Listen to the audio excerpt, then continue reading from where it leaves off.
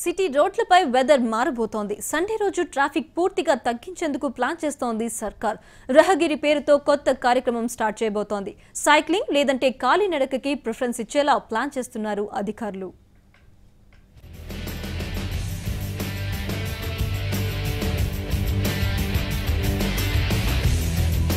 Sunday లేదు, Monday లేదు, ఎప్పుడైనా ఇదే బిజీ. అంతా గోల గోల.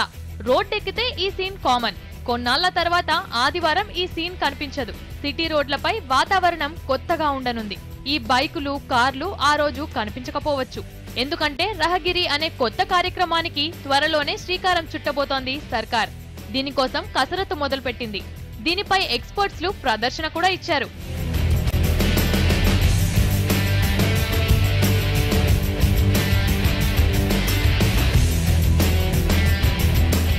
సిటీలో అందరికీ అన్ని రోజులు వేరు, సండే వేరు. అందుకే సిటీ రోడ్లపై కూడా సండే రోజు స్పెషల్ గా ప్లాన్ చేస్తోంది ప్రభుత్వం. పొల్యూషన్ తగ్గడంతో పాటు అన్ని రకాలుగా ఉపయోగపడేలా ఈ విధానం స్టార్ట్ కానుంది. ప్రతి ఆదివారం సైకిళ్లు లేదంటే కాలినడకనే వెళ్లేలా చర్యలు తీసుకునే అవకాశం ఉంది.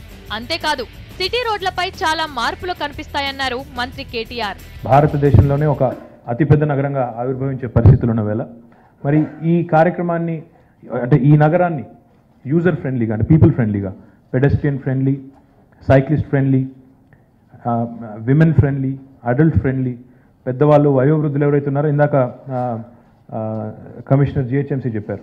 రోడ్ క్రాస్ చేయడానికి కూడా ఇబ్బందులు పడే పరిస్థితులు ఈరోజు నగరంలో ఎన్నో ఉన్నాయి. దాని పాత్లు, మంచి వాక్వేస్, అదే రకంగా ఇందాక వారు చెప్పినట్టు 2 సైక్లింగ్ స్టేషన్స్ ఇప్పటికే క్రియేట్ చేస్తున్నారు హైటెక్ సిటీ ఏరియాలో. మరిన్ని వాక్ టు వర్క్ అనే కాన్సెప్ట్తో నడుచుకుంటూ వెళ్ళే ఒక మెట్రో వచ్చిన తర్వాత లేదా ఇప్పుడు ఎంఎంటీఎస్ ఉన్న చోట ఆ రైలు దిగి అవసరమైతే మన ఆఫీస్కి నడిచెళ్ళేదానికి కూడా ఒక మార్గం, నడిచెళ్ళేదానికైనా సైక్లింగ్కైనా ఒక మార్గం కూడా ఏర్పాటు చేయాలనే ఆలోచన కూడా ఉంది.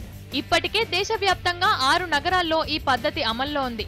త్వరలోనే సిటీలో కూడా అమలు కాబోతోంది. ఇది స్టార్ట్ అయితే చాలా బెనిఫిట్స్ ఉంటాయంటున్నారు experts. Wide and wide roads, but there is no place for people to cross or people to walk and bicycle. It is been very difficult. You know, in India, just in India, we are facing 140,000 fatalities, you know, traffic fatalities every year. So at some point we need to change this. You know, cities cannot grow further if the environment is not livable. Project కోసం అన్ని రకాలుగా చర్యలు తీసుకుంటామన్నారు అధికారులు. దీనివల్ల ఒక awareness create అవుతుంది that అందరూకి అధికారం ఉంది రోడ్డు మీద. రోడ్ అంటే బండియే కాదు, మనిషి కూడా. ఇంకా చాలా పాయింట్స్ కూడా సేమ్ టైం హైలైట్ అవుతుంది. రహగిరి అంటే ఒక ఆదివారం రోజే కాదు, ప్రతిరోజు ఎలాగ పెడిస్ట్రియన్కి ఒక హక్కు ఇవ్వాలి దాని మీద కూడా కన్సంట్రేట్ చేయాలి. దీనివల్ల ఒక మెసేజ్ కూడా అందరికీ పోతుంది. And plan to implement in Hyderabad city. It would be of immense benefit and a value addition to the citizens of Hyderabad city. It would help us in building the brand.